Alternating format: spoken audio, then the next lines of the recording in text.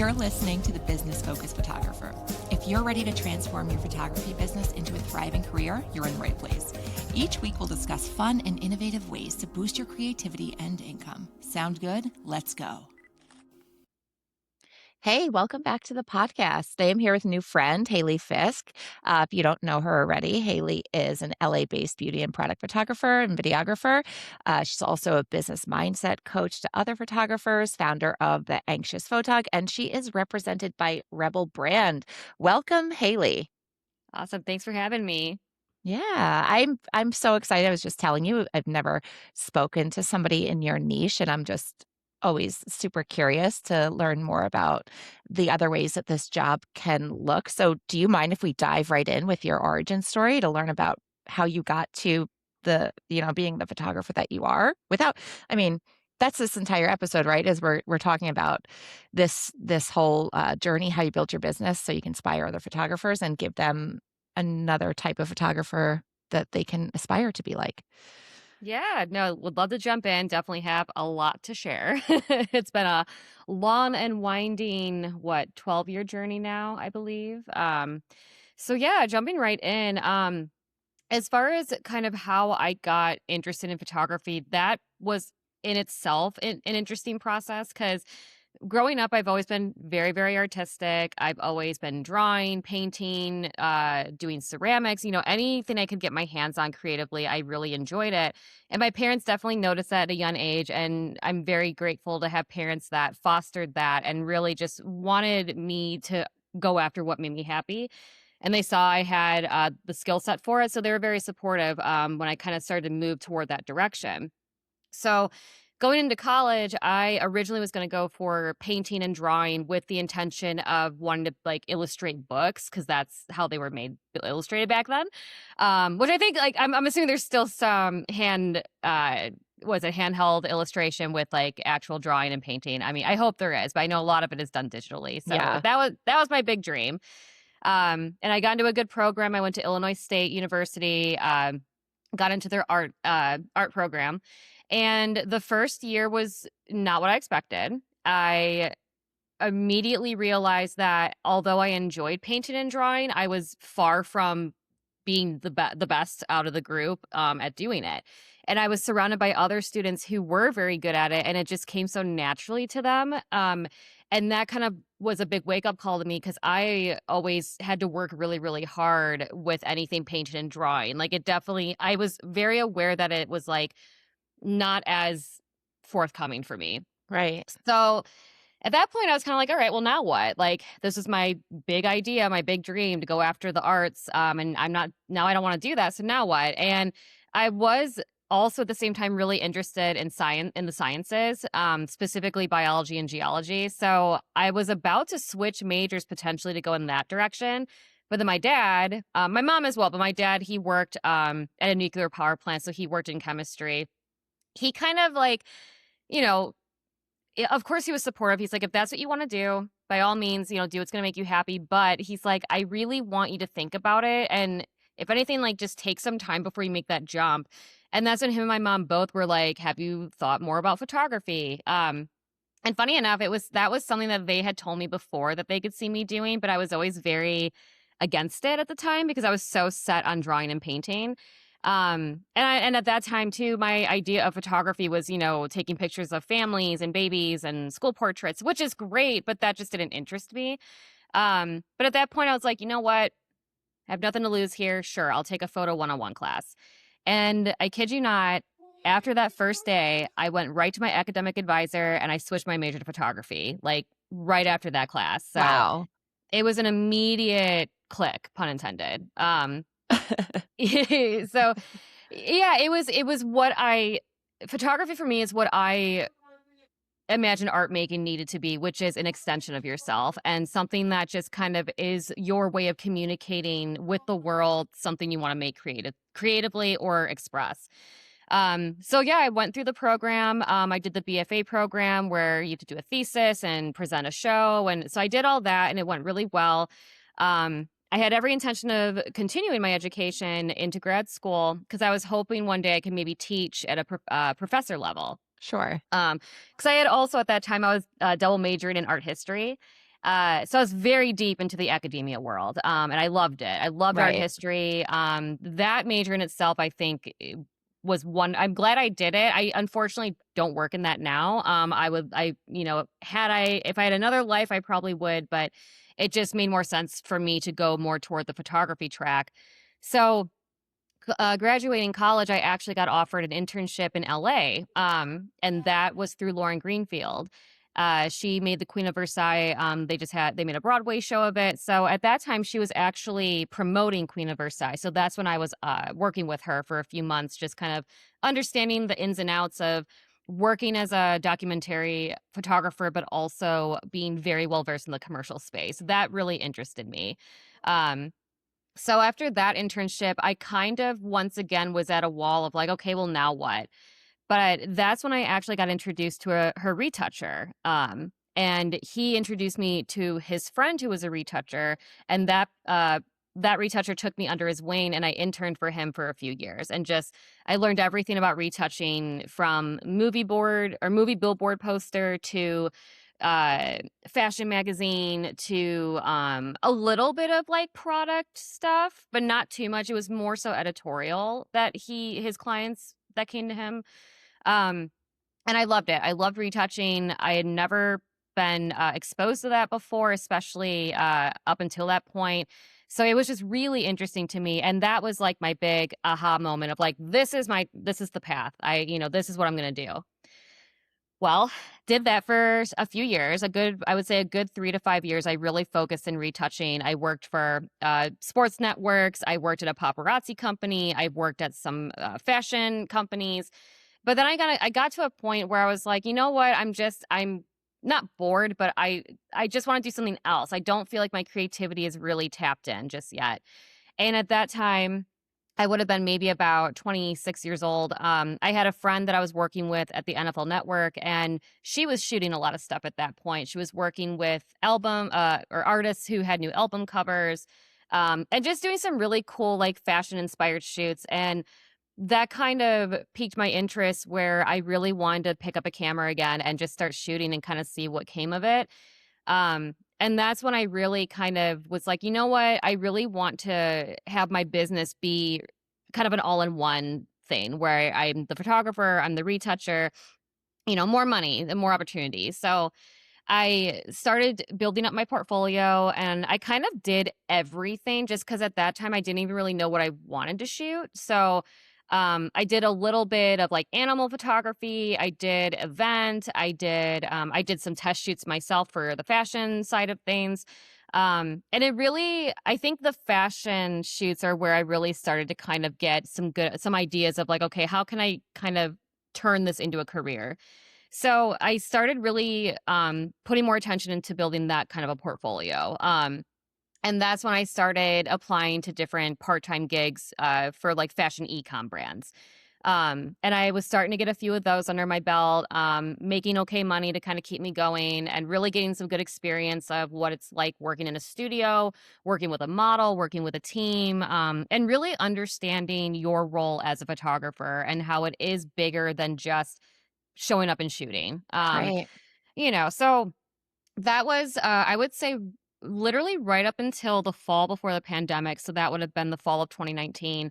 That was my path. I was doing that for a good couple years. But then, crazy enough, and I still am like, maybe this was divine intervention, who knows? But one by one, all my fashion clients were leaving me either for someone cheaper, or they were moving stuff in house. And at that time, I considered applying for in house jobs, but there was such a ceiling on salary. So every salary I was seeing, I was like, that's not going to support my not even my lifestyle, but just bills and the path I really want to start going.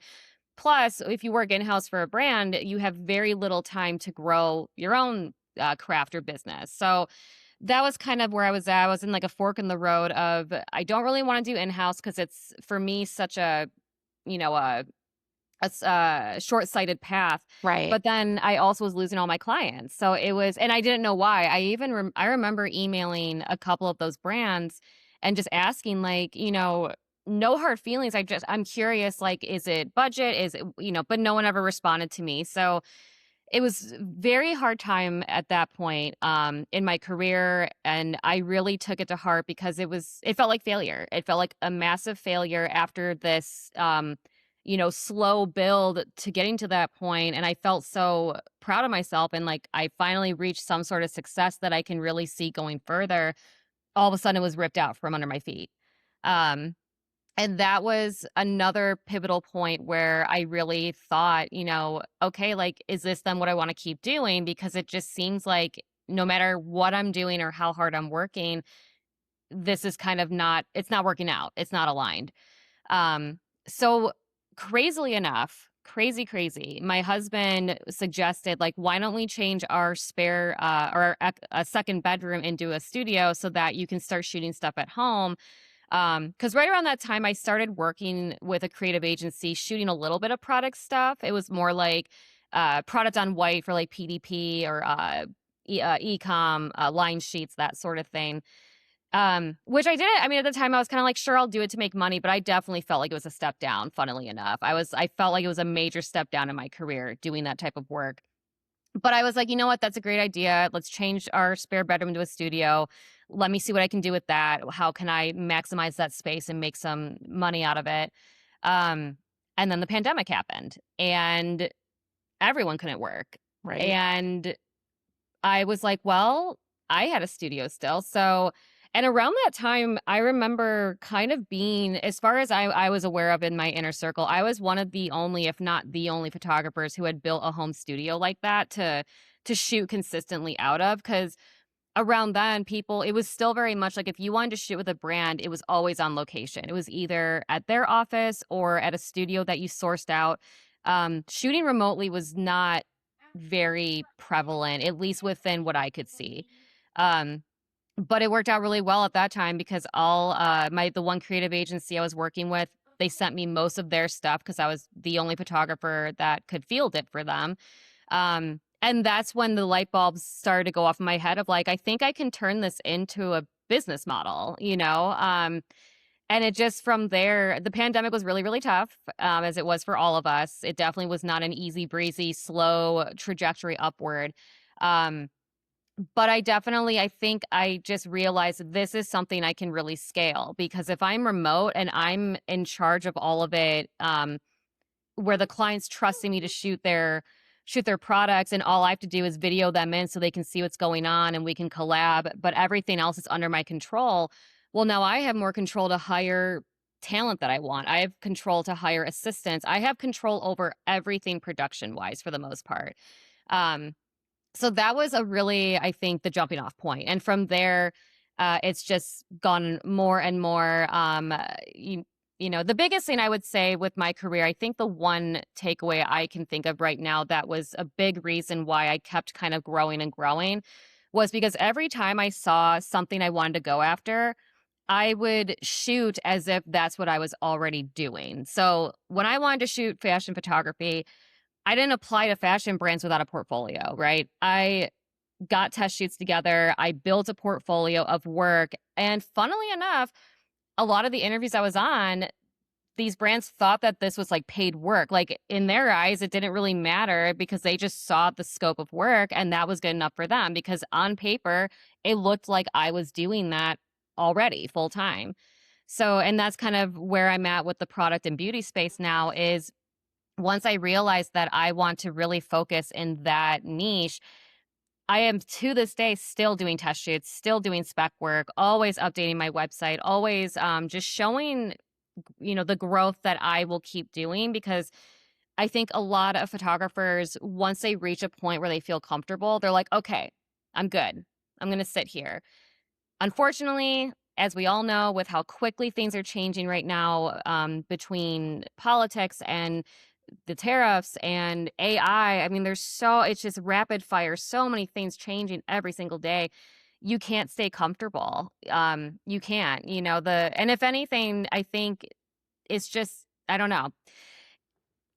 It's just so important to keep growing. It's so important to keep the creative juices flowing, to keep doing your own work. Cause that also, it shows these brands that you want to work with that you're capable, but it also kind of, I think, just helps you grow as a business owner and as a leader. Yeah. So Yeah. Well, that you can't be complacent. Like the way that this industry, I also have been in for 12 years, and the way that this industry has evolved and reiterated itself, it like if I was trying to be the same photographer that I was when I started, tech stuff and skill aside, it wouldn't work out.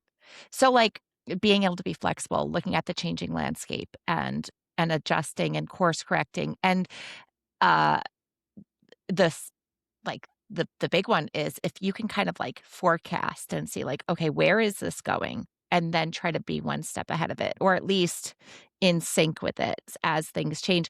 But I have so many questions from this is so okay.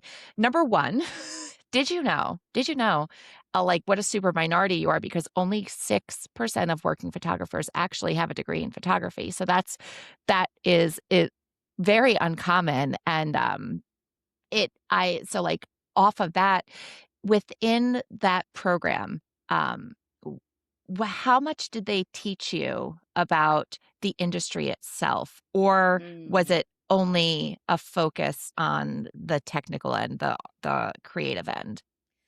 So, as much as I love this program, I I look to them as like, thank you for being the jumping off point in general with just art and photography. Unfortunately, they didn't touch on it very, very little. I think and honestly, as far as commercial photography goes, not at all, because I remember even when I started realizing that, I was and I still have these photos. I did a test shoot in college with, one of my best friends, from high school. We're still best friends today. She'll probably cringe if I pull these photos up, but we were in her parents' basement, and I used, halogen lamps, like what workers use, and I used that to light it, and that was I remember, I did it for a critique because I think it was, the project was like do a shoot as if, showing us what you wanna do with photography or whatever. So, that was my big project, and I remember at that point talking to my, photography professor and just saying, "I really do wanna make photography a career, and I don't see that happening unless I do some sort of commercial work within it." So, I expressed to them that that was the direction I wanted to go, but and they were very, honest about it. They just said, they're like, "We don't have a lot of knowledge or connection, to that type of work, but we're happy to support you, and if that's what you wanna do, great." So, unfortunately, not so much because the program itself is very rooted in traditional art school. Right. Yeah, I mean, that's what I've heard. That's what I've heard, and what you're not from LA. You must be from some city near a Great Lake. Am I right? Yes, I am, it's called Shanahan, Illinois. It's a very small town about an hour south of Chicago. So I'm, Illinois. I got the 815 tattoo here, Illinois born and raised. Oh, I'm not even familiar with there, but now that my Chicago friend does have that.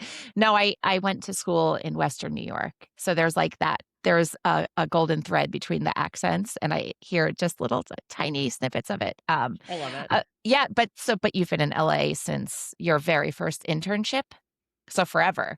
Forever. Literally 2 weeks after graduation, my parents, bless them, whisked me off in an airplane with them. We went to LA. I had my car and a carload of my stuff, and that was it. It was just me and my carload of stuff for a good 6 months before I think I had my first room or bedroom Right. again, so Incredible, brave, and you know, in that respect, do you feel like this sort of niche of photography could take place for a photographer with their own studio elsewhere outside of a major city, outside of a fashion-focused city?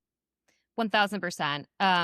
That's the beauty about doing it remote is, um, and I will say the caveat there, it depends on the niche because if you're a wellness or sports, or not even sports, but like you want to work with wellness brands or active brands, you are going to have to be creative about finding talent, finding a team of people, finding the location. So on one hand, it is strategic to at least be close enough to a bigger city or close enough to resources, depending on your niche.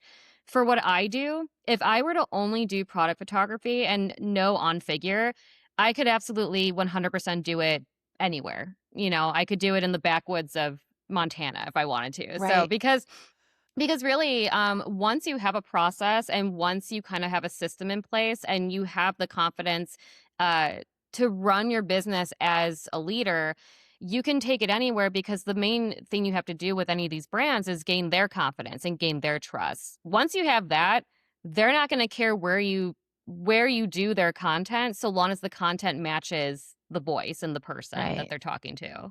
Right. So, when you say talent, you're talking about the models, you're talking about the humans, right? And so of yeah, it does make sense that in LA, you're going to have a larger pool of beautiful people to choose from who but you are really intentional about the people you choose, aren't you? You really prioritize diversity and can you I don't wanna skip too much around, but I think this all, it all supports each other. Can you talk a little bit about that process, and the learning experience of figuring out, like, you're finding the models, the talent, and like how it used to look versus how it looks now, and maybe what percentage of the cost of what you're getting paid for the job you end up having to hand over to the talent? Yeah. So I'll start with what my takeaway typically is when doing these projects because that's where so the agency that I'm represented by, Rebel Brand Management, I work very closely with them. I see them as a business partner even because we work together when it comes to like building out these bigger shoots. Um so a lot of, talent sourcing, um, pretty much anything for a shoot, I work with my agent and we'll work together to kind of build that out. If I were completely remote and in a different state, I still imagine he and I would be in very close communication, just making sure that we have all of our ducks in a row. But that's what was really nice is I know right away what my takeaway is because we build out these budgets beforehand and we know what the models are going to be asking for, what the product stylist is going to ask for, all these different positions. We know what their rates need to be. And I know what my rate needs to be in order to justify doing the shoot at all. Um, so that's what's really nice too with kind of structuring things and really kind of upfront go like when you go into talking to a brand, it's really helpful to have a very good idea of what it's going to take to do even the most bare minimum shoot. Like what is your bottom line shoot that you're willing to do? Because if you get on a call with a brand and they're saying, "Oh, we have a budget of $5,000, but they want this crazy really high-end luxury shoot where we're gonna need 5 models and 2 like all these different crew. Well, I already know within 2 minutes of that call that it's, more than likely I'm not the best fit for them. Or if they're able to get more budget, we can talk, or if they're willing to scale down, then I can help them with that as well. But if you don't have any idea of any costs and you're just kind of going in saying, "You know what? If they have a big budget, because 5,000, that's not anything to sneeze at. That does sound like Right, a big budget, right? right. But it goes quick. I think that's the big misconception with photographers starting out is just how quickly budgets get dispersed. And that's where some photographers get into a bind where before you know it, they have no takeaway because of unforeseen costs or just not really thinking ahead before agreeing to a job. So my takeaway, I would say like is just to be transparent. I would say like on any job, so upfront, my day rate starts at 3,500. So that's typically my starting point to show up to a job. When I work from my remote studio, I typically do a per asset rate just because since I'm home and I'm working on it just myself, it makes more sense. It makes more sense to do it by that. So that way I know upfront how much I'm going to be making, and that helps me build out the time that's going to go into it. So that that's just kind of how we've been working with that. And that's kind of my process when it comes to what my takeaway is going to be. And then so going back to the looking at talent, being interested in the diversity side of things. So when I was starting out building my portfolio way back when I was doing more of the fashion side of things, even then I just, I'm a white woman and I grew up, very not privileged, but I'm very grateful. I was very fortunate to grow up in where I had a roof over my head. I never had to worry about food or money. I was very, very fortunate. And I, especially with everything that's gone on over the last 6 years, 7 years, just with the BLM movement, with what we've been seeing now with our administration, it's for me, diversity is just so, so, so important because I myself am just I'm a very empathetic person. I believe empathy is kind of how I try to like guide myself through life because I feel by having empathy for others is how we can kind of really still stay connected and really also show grace for those who are going through something and may not be their best selves in that moment. Um, so when I was building on my portfolio, I really, really wanted to work with different people of different skin color, different sizes. I wanted to be more inclusive because that is already like such a moral code for me. And even growing up, I mean, like I said, I grew up in a small town that was primarily white, and we did have a few kids who were Hispanic. We had a few kids who were Black, but it was very, very one or two, a very, very small community. And although my community that I grew up in, for the most part, was very accepting, or at the very least, if there were people who were racist, bigots, whoever, they kind of stayed under the radar just because overall, no one was going to put up with that. But I did see some stuff in high school that was really disturbing. I had one of my good friends who's Hispanic. Another kid called him a racial slur. That kid also identified with not Nazism, if that's how you say it, but fascism. Wow. Yeah, and we also had other kids who would threaten people of color and, say they're going to shoot them, whatever. Like I did witness some stuff like that. It wasn't horrific as far as like it getting super violent, but wording alone and verbiage alone, it was really disturbing to kind of witness that because I grew up really, my parents drilled in us being kind and accepting. Like that was something that me and my brother grew up just always thinking about. Um, so I think that's where going into building on my portfolio, I just naturally was like, well, I want to work with everybody. I want to showcase people who may not as easily be showcased as white people, I'll say it. Right. So yeah, so I just that's kind of been a lifelong, driving force without much thought. Even to this day when I do test shoots, I often gravitate towards models of who are people of color, who different sizes, just people that all of us can relate to, not just the super, super pretty, perfect looking person. I don't know. It's so important right now with where our world's at, where this country's at. It's to me, I'm like that. If that's one thing that I can hold on to, it is trying to showcase diversity of even in a commercial setting. Um, that's kind of like the small piece I think that I can offer as far as like what can I do to try to combat everything going on right now. Well, at least within my own work, I'm going to stay true to my morals. Yeah. I'm right there with you.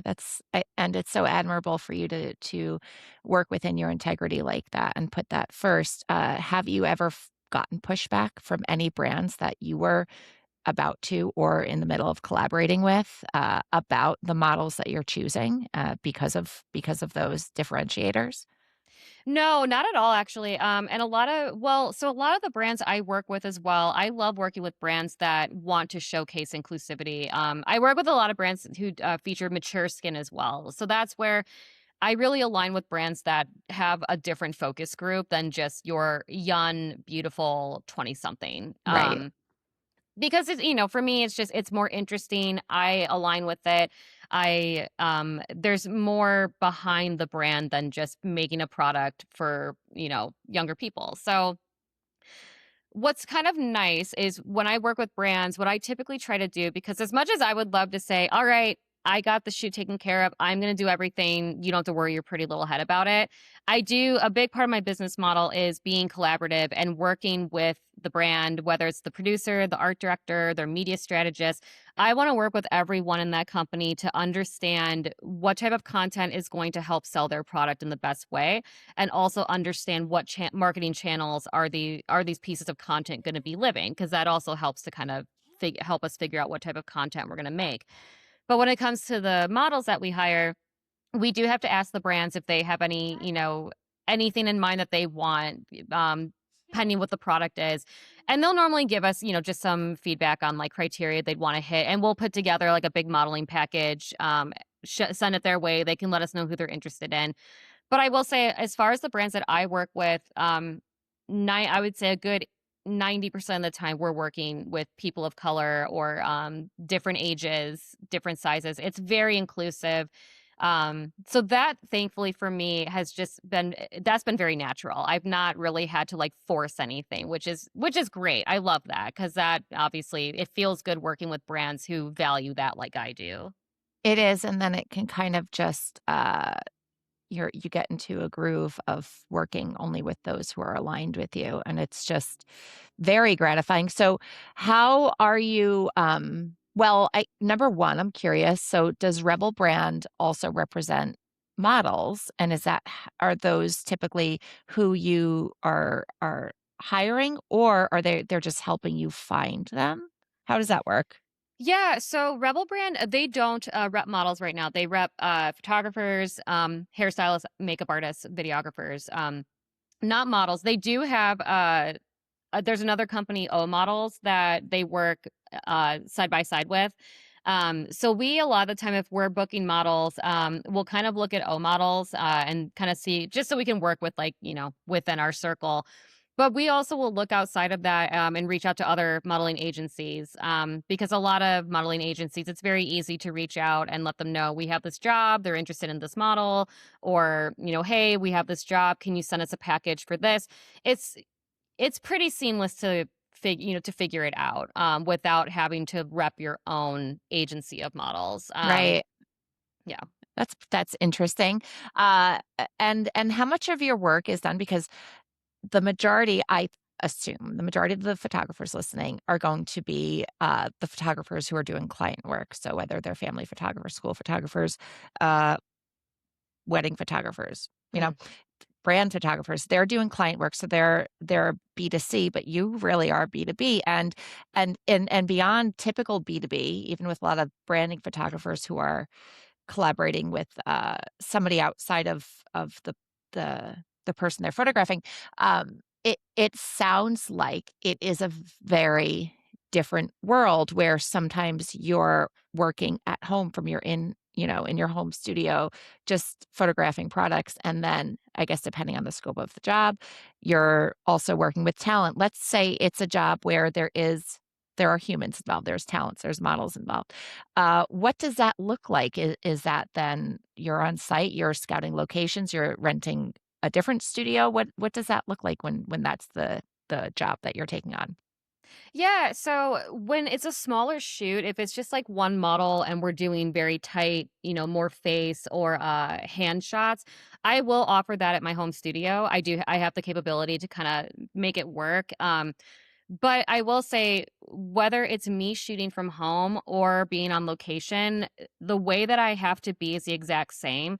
So jumping into being on location and what that looks like, again, we're very fortunate that we're very interconnected with a lot of different studios and locations.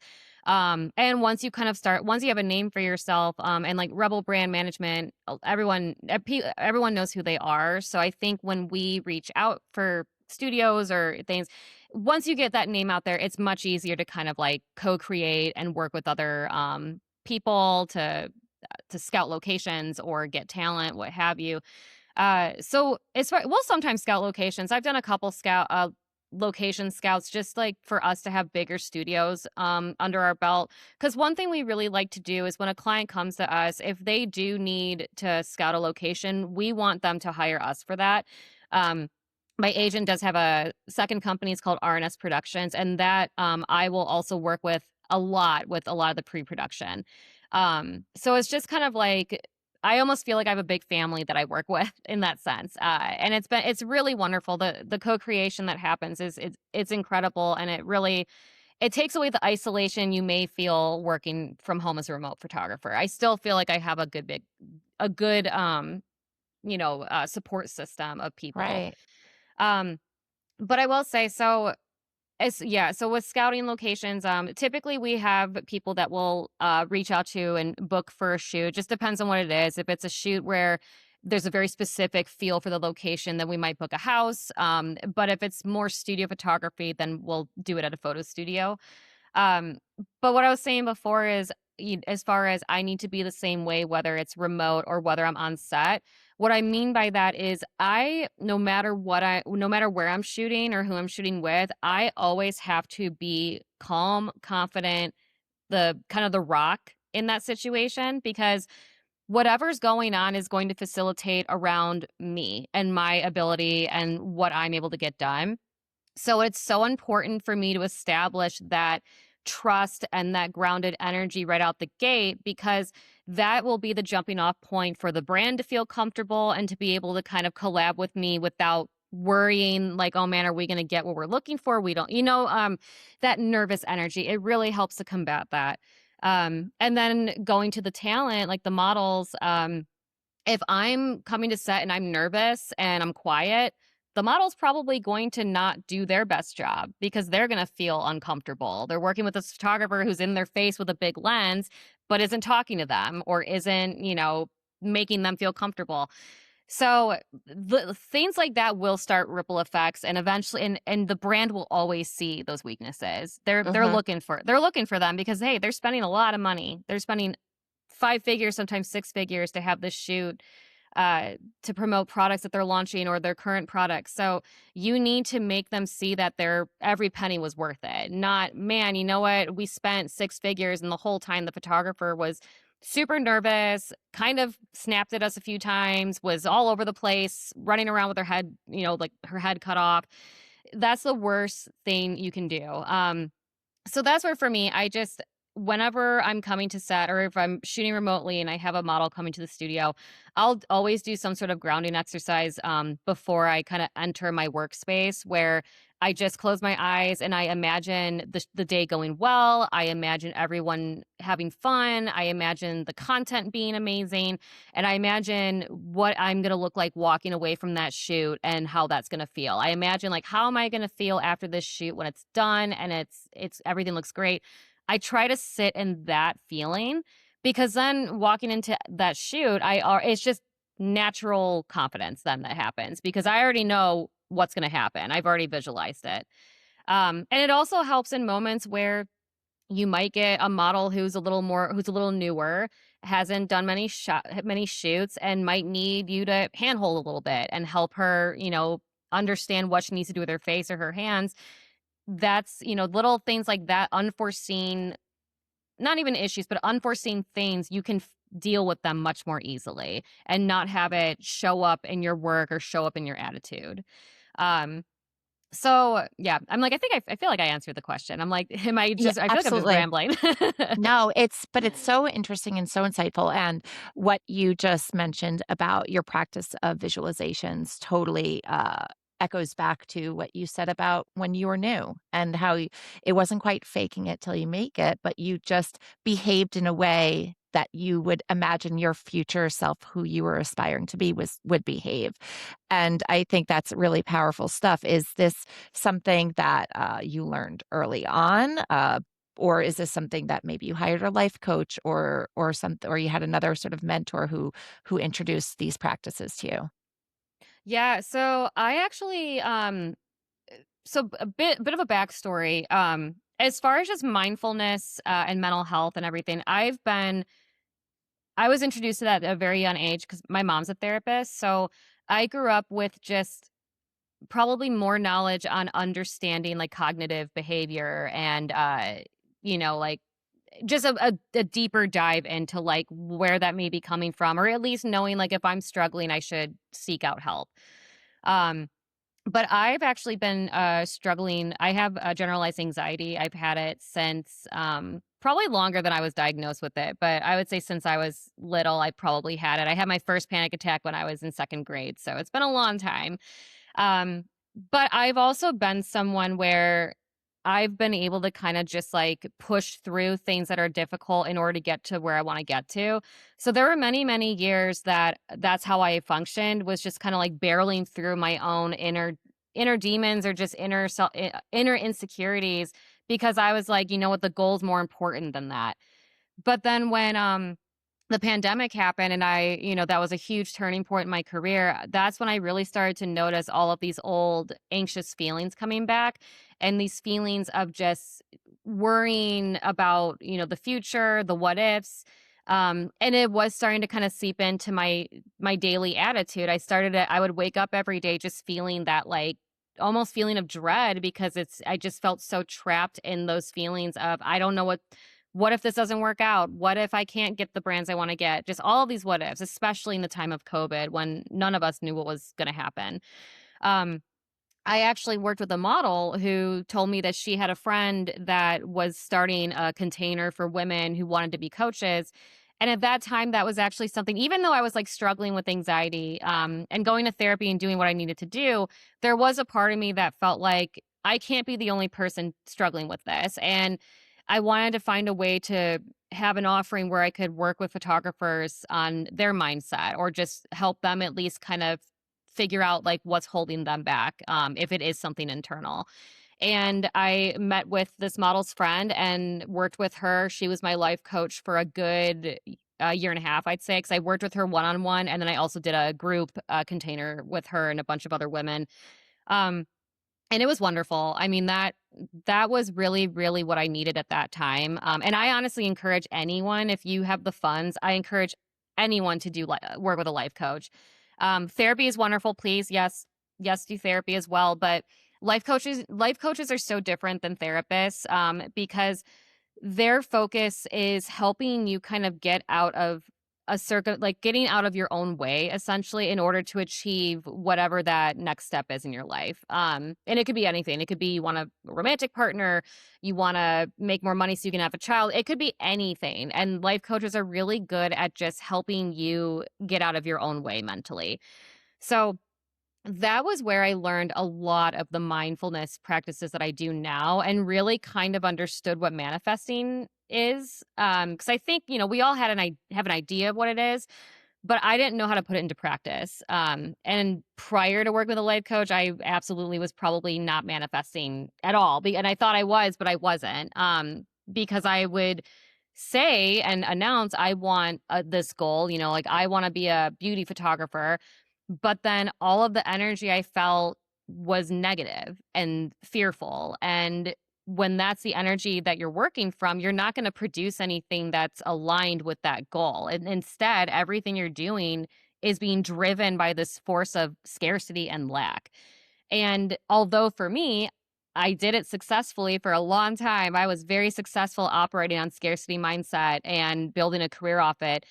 I realized that I was miserable. I realized that I'm not enjoying what I'm doing.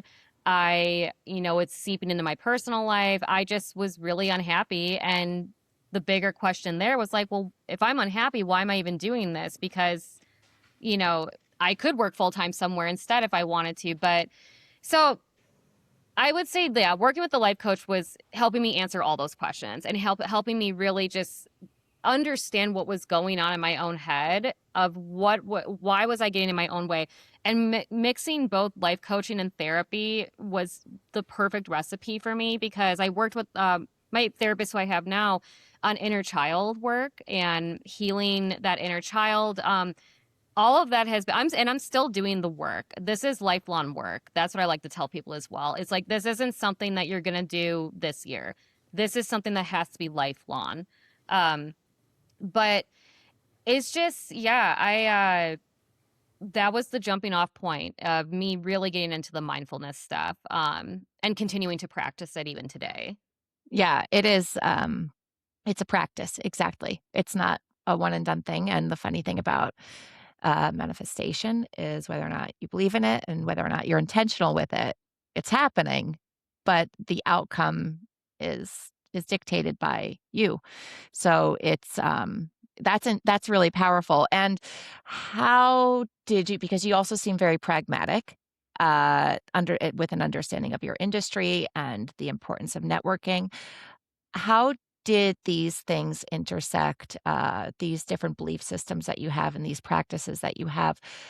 how did they intersect to get you to where you are as far as like the networks that you're tapped into, getting the jobs that you have, uh, visibility, people reaching out to you, people seeking you out, or are you still doing a lot of active, I don't want to say cold calling, but a lot of you are being you're being less passive with Mm. getting the jobs that you want? Yeah, so I would say, and I think this is a not rule of thumb, but pretty general. But I would say referrals, which goes back to your question about the network. Referrals have been my biggest way of getting new clients. And honestly, I mean, there's a reason why referrals tend to be the main one and the best one. And it's because when brands work with a photographer, oftentimes they'll either work with a photographer that they already know and they've worked with in the past, or they're going to work with a photographer that another industry insider or brand owner recommends to them. The reason being is they don't have to vet you at all. They know that, okay, her portfolio is amazing, and also this brand is telling me she's really great on set and really whatever, like the list of strengths.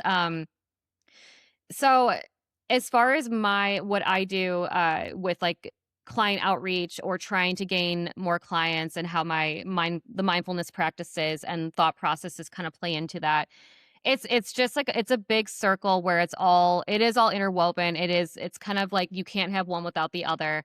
Yeah. So starting with the mindfulness, if my mindset is not in a good place, I will not do client outreach.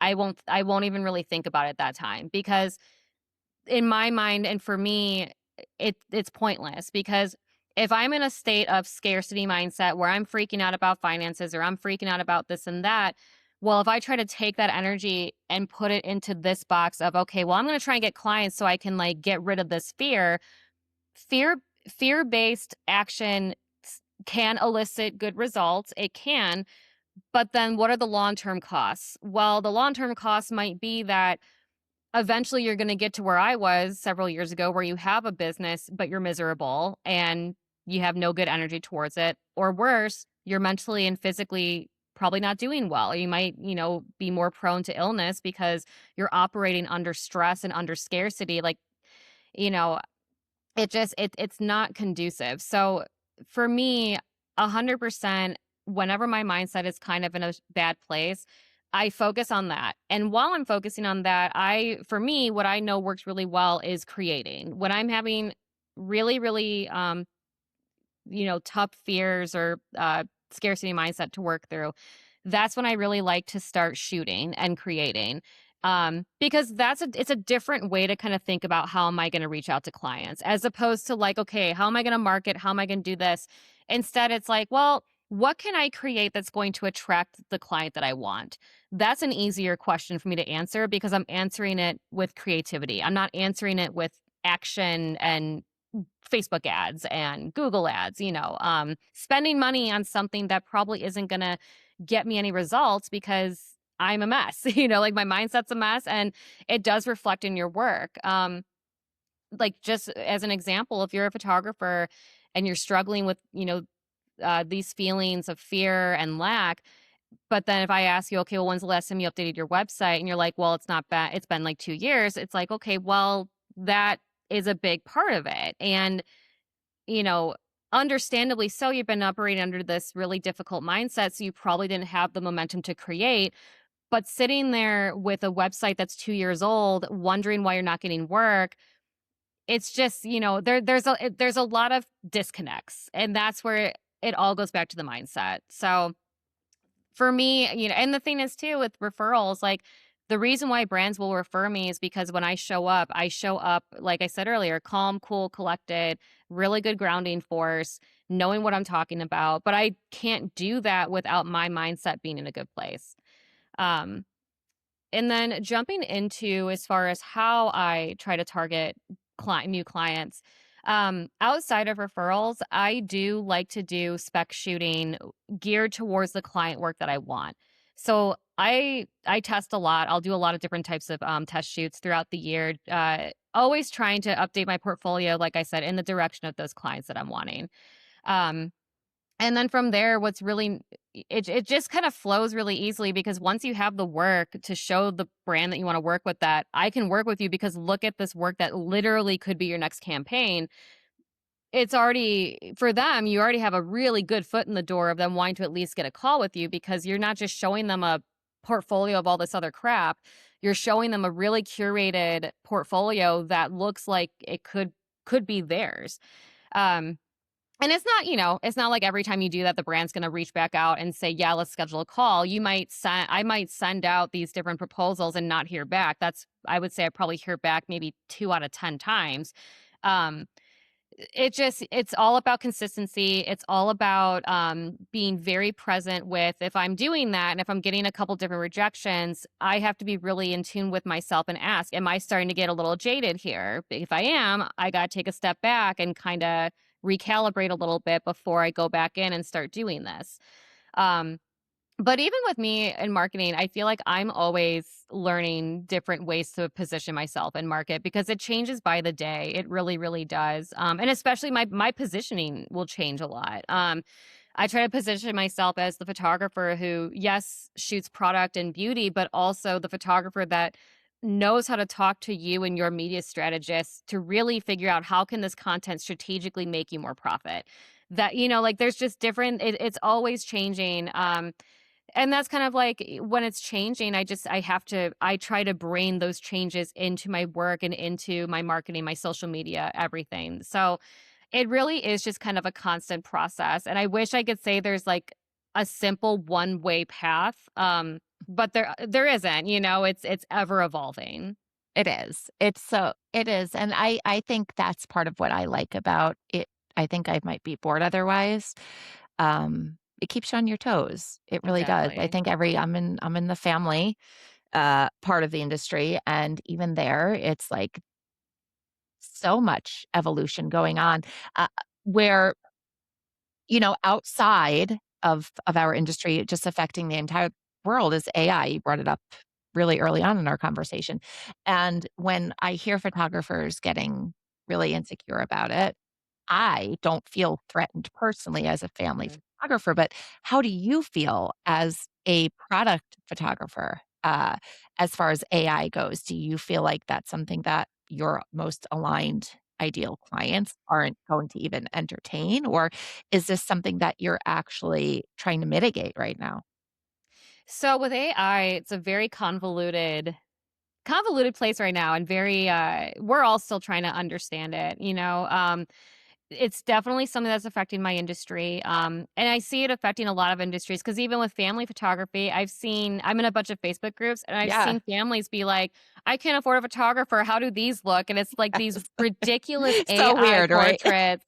But the fact that they're asking tells me that in their mind, they're like, it's fine, I get, Right, like, right. so I've been trying to understand as far as like, well, what are people willing to settle with? Because that I think is going to help direct a little bit of like, okay, like how far can AI go versus working with a photographer? Um, I don't want to lie and say it's all going to be fine. We're going to figure out how to work with it and it's not going to take our jobs. Like I definitely try to subscribe to that belief, but it is a little unsettling at times. Mainly being that I think brands are already working with AI. By the way, they're all. I mean, it's Right. implemented within their business structure, and with content, they're already using it even for probably some paid social stuff or just other avenues of marketing. Reason being is that there are certain channels for marketing that are fine with AI. It doesn't hinder their ROI. Whereas there's other channels like websites, product listings where it doesn't work so well because people want to see the actual product in those places. But I definitely am in a place right now where I'm really trying to understand how to use AI with my own work in a way that elevates it. That's what I think a lot of photographers kind of need to start considering right now is if you can't beat it, join it, Right. and do it better because Yes. we already know families are using AI, brands are using AI, but they're probably not using it in the way that you could use it as a creative if you can learn to harness it and really understand how to use it to your ability. Like with family photography, I could imagine you could shoot with a family and then if they come back and they're like, "Man, I really wish we did this at the beach, or I really wish that we did this here or there. Well, if you have enough skill set using AI, compositing, and and hey, here's another layer of offering you can give, which is you want to change the scenery for X amount of money, done, and then there's another offering you can give because now the family gets to save money. They get to save money on driving to the beach or even, wherever it is, and they can just pay you this money so that you can create this experience for them. So there are ways to use it and there are ways to make money from it. We just have to be extremely creative on how to do that. The one biggest challenge, I'll be honest, that I'm facing right now is just how many different programs there are. There are so many Yeah. different programs out there. Even for the creative space, there's Midjourney, there's ChatGPT now has the ability to create images. I'm currently taking classes right now, learning how to prompt better. Um, but you know what? It never hurts to just start, even though there's like so much material out there. I just implore all photographers. I encourage everyone just start learning it because you know we don't know. I really wish I could sit here and say that I 100% don't believe it's going to take over what we do, and I don't think it's going to within a 100% way. But I do think if you refuse to acknowledge its presence, you will be potentially susceptible to it affecting you in a negative way later on. Agree. Can't ignore it. It is, I mean, I would compare it to the switch from film to digital and this, Yes. but I think it's beyond that. I think obviously it's an incredible force. And yeah, it's like right now, figure out how it fits into your business and your workflows and use it to improve your business because you can't ignore it. If you ignore it, you're not going to win. You're really Mm-mm. going to miss out on the tools that will improve your efficiency and inefficient photographer is not somebody anybody wants to work with. So, oh, that's a great answer. And I haven't heard that angle before, Haley. So very cool. Do you have time for some lightning round questions? Yeah, I got all the Okay. time. We're good. Super. Okay.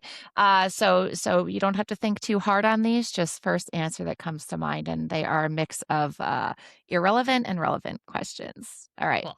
I love it. So, as a coach, what's the first thing you would fix in somebody's business if you just had 30 minutes? The way they're positioning themselves and what they're showing on their website. Cool. Cool. Art school or business school? Business school. All right. And here's an important one. What's your coffee order?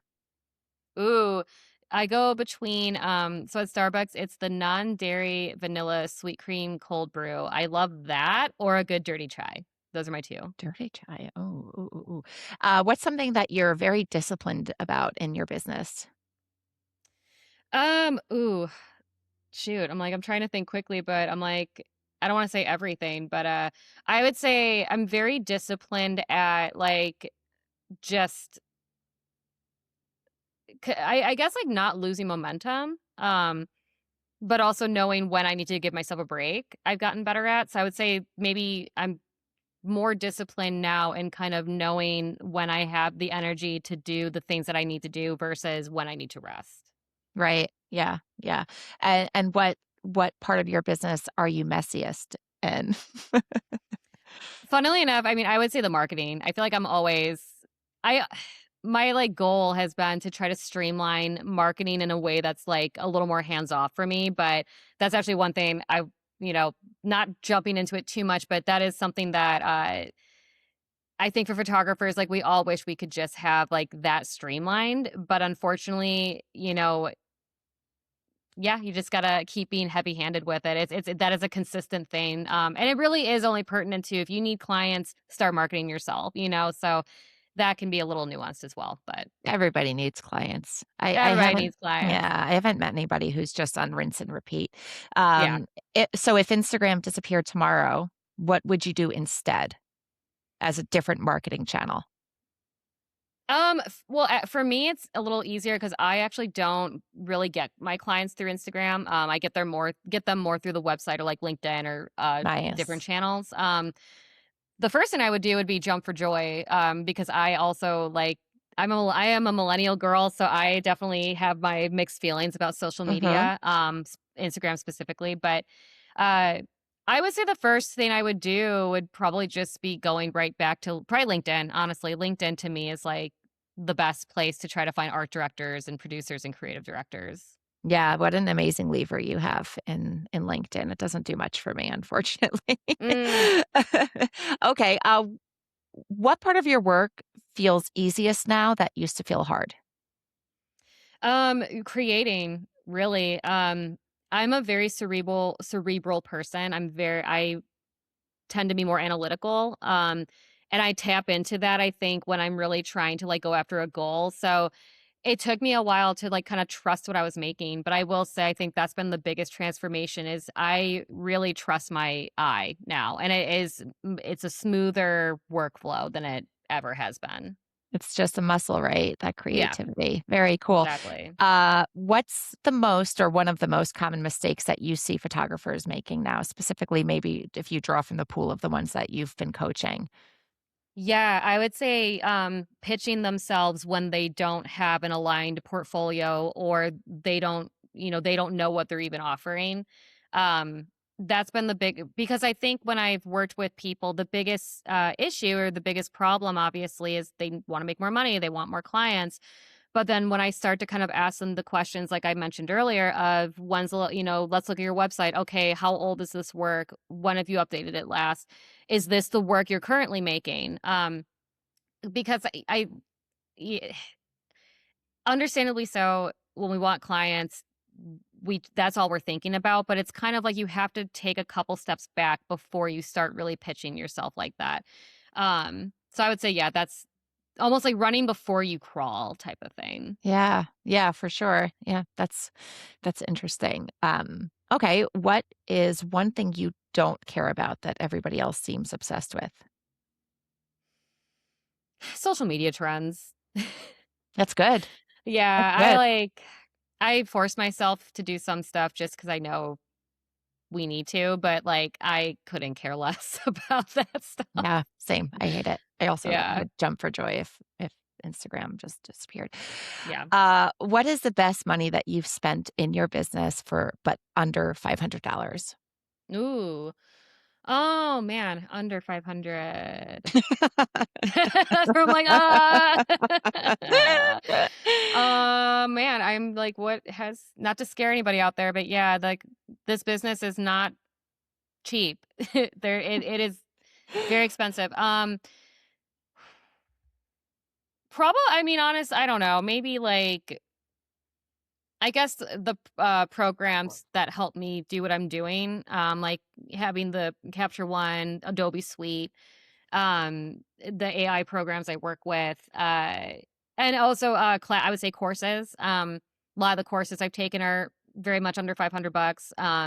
Just learning more videography things, product photography. Cool. I would say education. I would say is probably the best. Actually, that I finally got to an answer. Education, So, continuing like, education. the asynchronous sort of courses, the ones that are not like a yeah, yeah. It's hard Yeah, to find, really quality ones, but the ones that I've found that are the best are the ones that are teaching something technical where like you're saying, like video or just something a little bit more concrete. Okay, exactly. cool.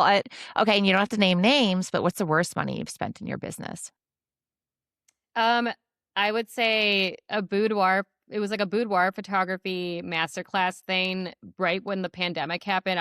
Because at that point, like I said earlier, I was like trying to figure everything out. So I was like, I'm going to throw pasta at all these different walls and see what sticks. But that, because I still haven't touched it.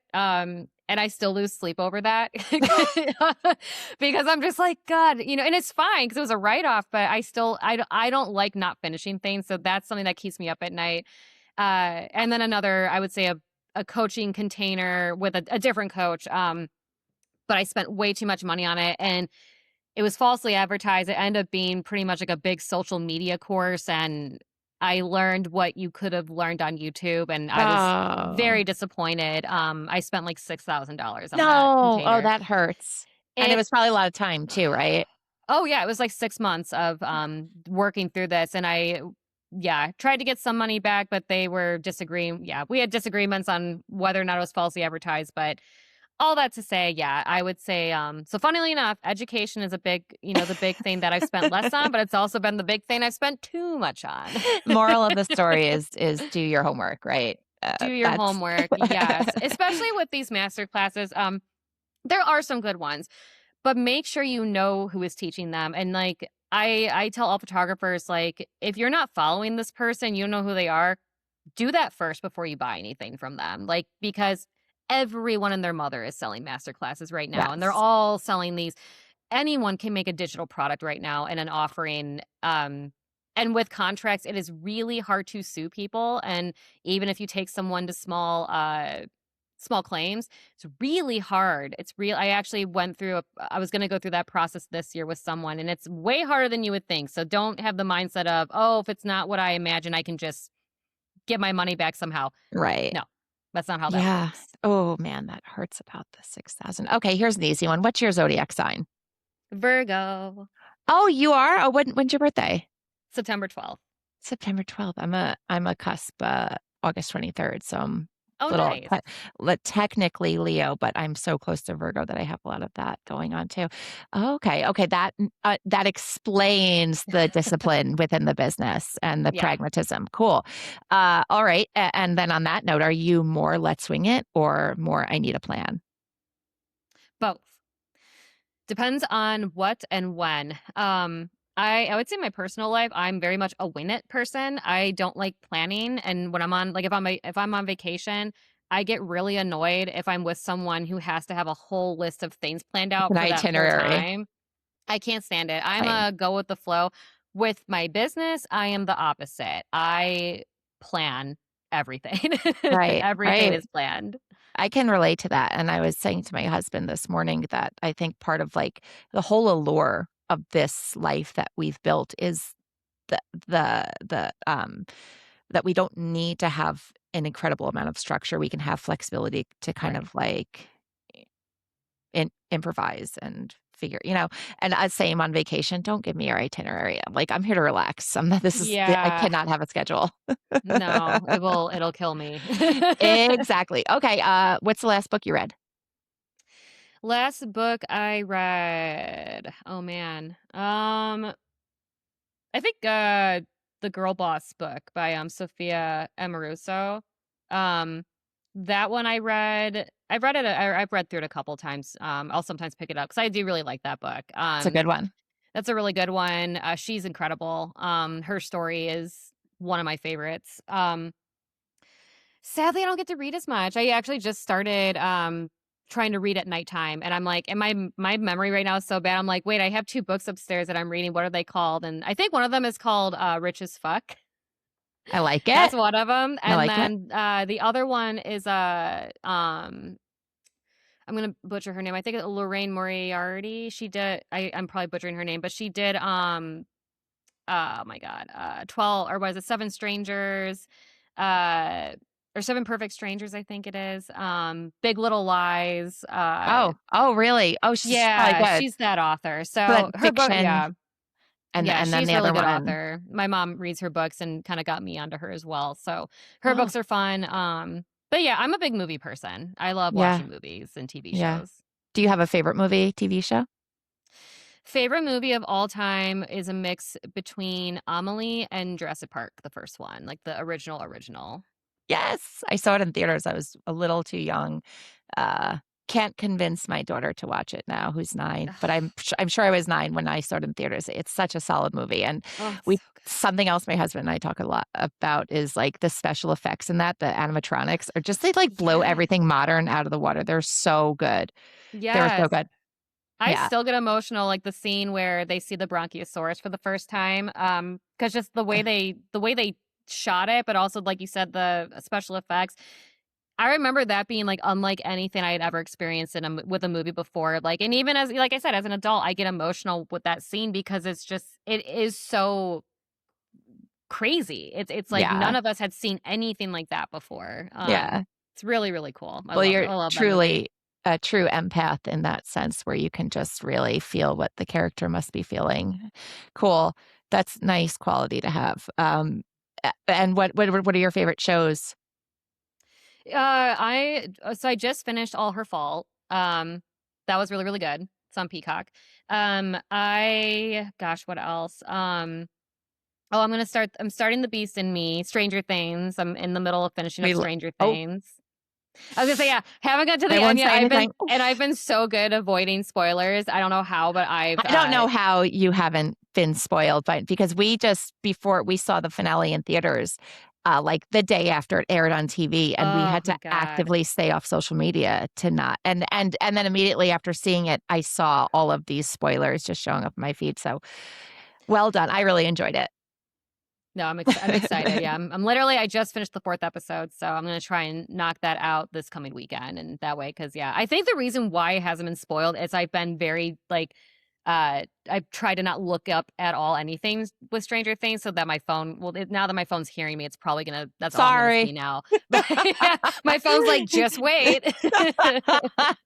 Yeah, your algorithm is not. But yeah, that's all it takes. That's so creepy. So okay, right now in your life, in your business, what does success look like? For me, success is, I would say, within and kind of outside of my business. With my business, I see it ideally scaling my budgets more, working less, making more. That's always the big goal. The big goal is I want to work Right. less, I want to make more, I want to enjoy life. And I think with that just comes with so I do a retainer business model. That's a model that I've been doing now for a while, a good, I would say maybe 3 to 5 years. And it works really, really well because it creates money that I can count on. It creates long-term partnerships so that my relationship with these brands keeps growing and developing. And what's nice about it too is I can project throughout the whole year then, like at least how much money am I going to make this year? Because if I have three retainers and they're each, 3,000 a piece and they're monthly. Okay, well, at least with those three retainers, I'm going to make X amount this year. So now I'll know how much more I need to make, or it kind of helps me kind of plan out the rest of the year. Um, so I really want that business model to keep growing and getting bigger and bigger retainers so that ideally one day I would love to be potentially in more of like a director kind of role where I'm working and helping and kind of moving things along on set. 'Cause I do feel like that's a strength I'm starting to see within myself and harness. I'm actually working with another videographer. We're starting to create some different offerings within the video world because that's exploding right now with AI and just video in general. That's a major, major thing brands are needing. So I would say just bigger and better. That's my long term goal. Is just bigger offerings, more authority. And then outside of my business, I've always wanted to own multiple properties. I've always wanted to start an LLC for rentals. Main reason being is I grew up, my parents did that, my husband's parents did that, and I loved seeing that growing up. I've just, yeah, I love real estate. I'm so interested in it, but also with all the craziness we're seeing with like rental laws and how much rent people are paying, my husband and I, our goal is like we want to own rentals so that we can offer fair rent. Obviously, making sure that, we cover our overhead and make some profit because we have to, we got to make Otherwise, profit what's the too. point, right? Otherwise, what's the point? I wish I could just give money to everybody, but I need a little bit to myself. But yeah, I just, I think a lot of the goals are I want to free up more of my time so that I can give my time elsewhere and, use it to help in other areas. So that's kind of, I think, the big goals over the next, I would say even 10 years. It's just really finding ways to make money that also allow us to expand into other areas to potentially help people and, do more with our money, do more with our time. I think that's great. That's I will end my line of questions there because that's a wonderful conclusion. And bravo. That's Thank you. that's great. Yeah. Oh well, Haley. Tell us about where people can find you, where they can work with you, where they can learn more about you, and maybe a little bit more insight into your corner of the industry. Yeah, so I have my website, which is www.haleyfisk.com. And then I have two Instagram accounts. I have at Haley Fisk Photo. My coaching Instagram is at the anxious photog _. Um, And I will say though, I'm mainly on the Haley Fisk photo. I do bounce back and forth, but the Haley Fisk photo, I also cover different, coaching things. So, but if for brands who want to work with me, email, DM, I check it all the time throughout the day. That's the best way to get a hold of me. And then for any photographers who are looking to work with a coach, I do offer 15-minute discovery calls where we can talk together, see what you're wanting to do in your business. And from there, I'll craft a container that I feel is fitting for where you're at. I used to offer 3-month long containers, but I understand that just where we're at with the economy. I want to find ways to work with people that meets them where they're at. I don't want to be that coach that I see so often, which is like, yeah, it's $6,000, but let me help you, take out a loan so you can work with me. I'm not going to do that to you. I'm going to figure out, if you're serious and you have some money to throw into it, let's figure out a container that's going to make sense. So you can find me again at my website, haleyfisk.com. I also have my coaching website, which is theanxiousphotog.com. You can schedule an appointment with me through there. So yeah, I am excited to work with anyone. We can work, positioning, website, business strategy, you name it. It sounds like you have a lot to offer. Thank you so much. This has been so enlightening, honestly, and I just you scratched all my curiosity itches. So Yay. thank you so much, Haley. Of I course. I hope we can speak together again on here. This is awesome. Me too. This is great. All right, have a great day. You too. Bye. Bye. So until next time, keep shooting, keep creating, and keep building the business that supports your dreams. Have a fantastic week. And remember, in the business of photography, your creativity is your biggest asset.